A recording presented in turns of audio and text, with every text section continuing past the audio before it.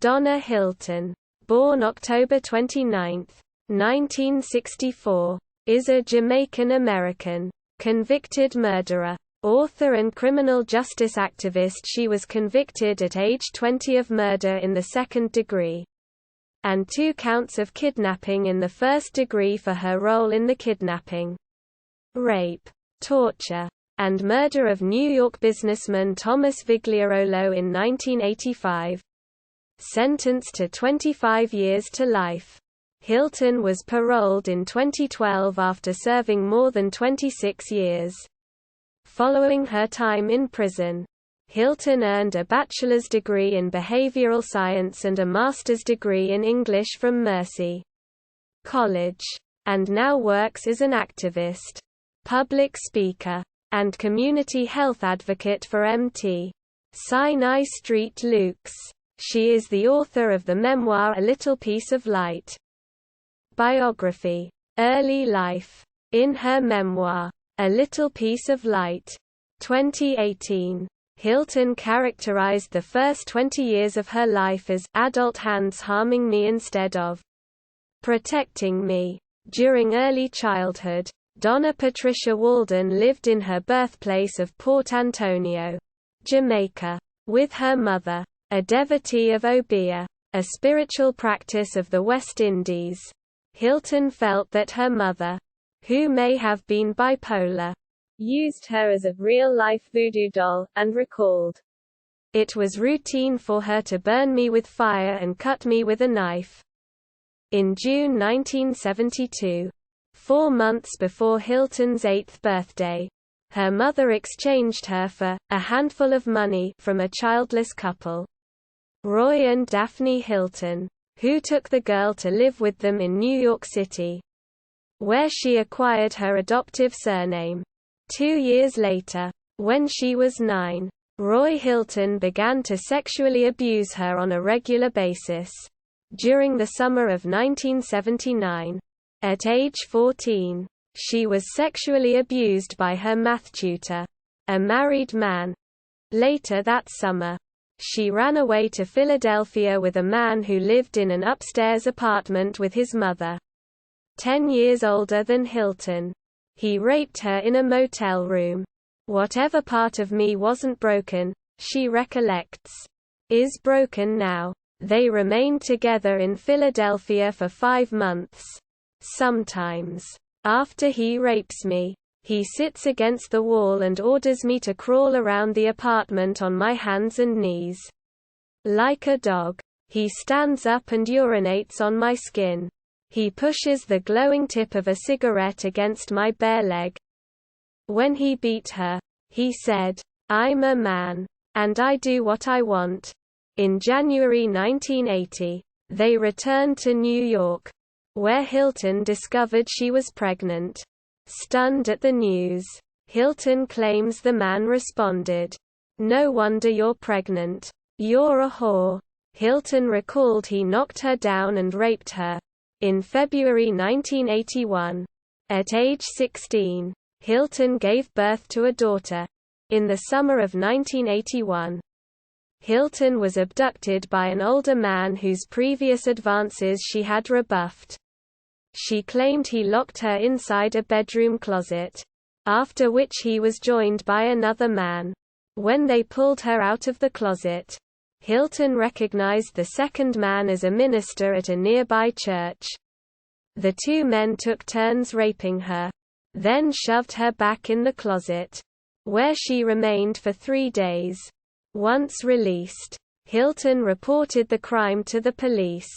She claims one of the responding detectives drove her to an unfamiliar location and raped her. In 1982, at age 18, Hylton married a 19-year-old rapper. When she learned that she was pregnant again, the rapper and his mother talked her into terminating the pregnancy. Following her abortion, he asked for a divorce.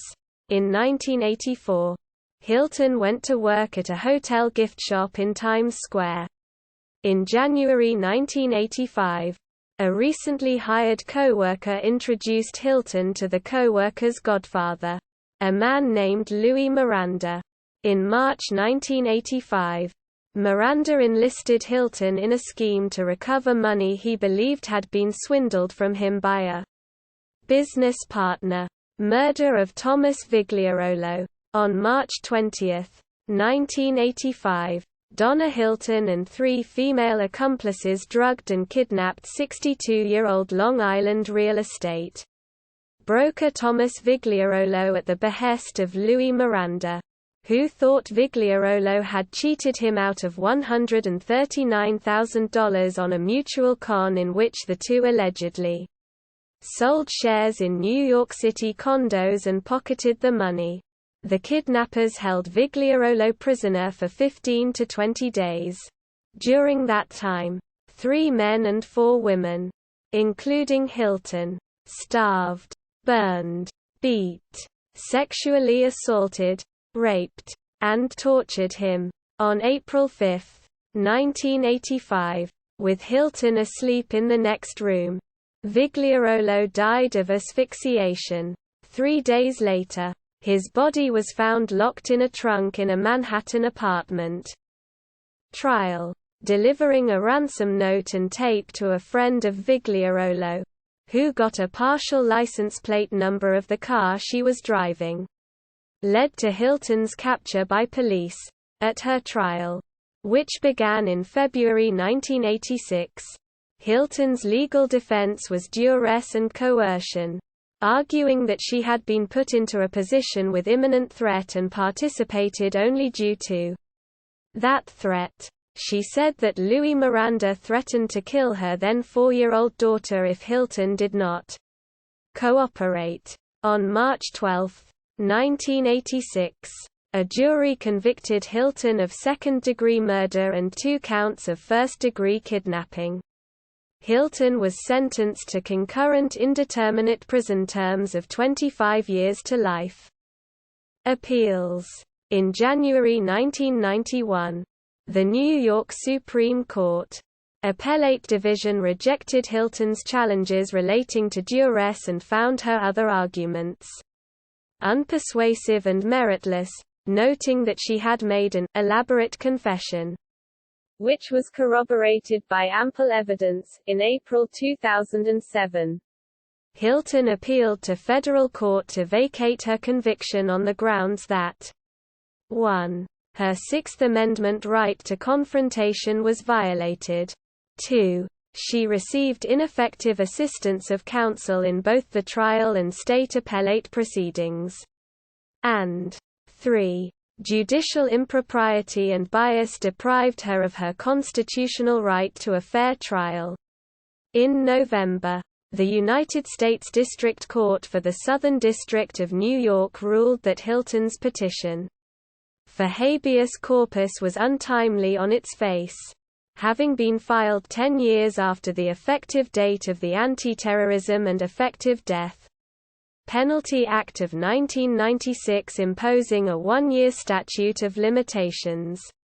Consequently, the court dismissed her case without addressing Hylton's claims of judicial impropriety and bias, and ineffectiveness of trial and appellate counsel. Prison. Hylton's involvement in the high-profile case was the subject of a 1995 article in Psychology Today magazine written by Jill Neimark. While an inmate, Hylton earned a Bachelor of Science degree in the Behavioral Sciences from Mercy College, 1994, and a master's degree in Women's Studies and English Literature from Marymount Manhattan College, 2003. In 2011, she was ordained as a Christian minister. On January 17, 2012, after serving nearly 27 years in Bedford Hills Correctional Facility for Women, Hylton was paroled post-prison. Following her release, Hylton has advocated for the humanitarian release of aging prisoners. In 2016 it was announced that Rosario Dawson was attached to a movie version of Hylton's life story, A Little Piece of Light. The film is in development, in search of a screenwriter and director. In January 2017, Hylton was a featured speaker at the Women's March on Washington. During the speech, she refers to herself as inmate number 86G0206 and spoke about issues facing women who are in prison. In her memoir, A Little Piece of Light, A Memoir of Hope, Prison, and A Life Unbound, published in June 2018, Hylton expressed sympathy for her victim, a husband and father. Even now, she writes, half a decade after leaving prison, not a day goes by that I don't think about Mr. Vigliarolo. Not a day goes by that I don't think of his family.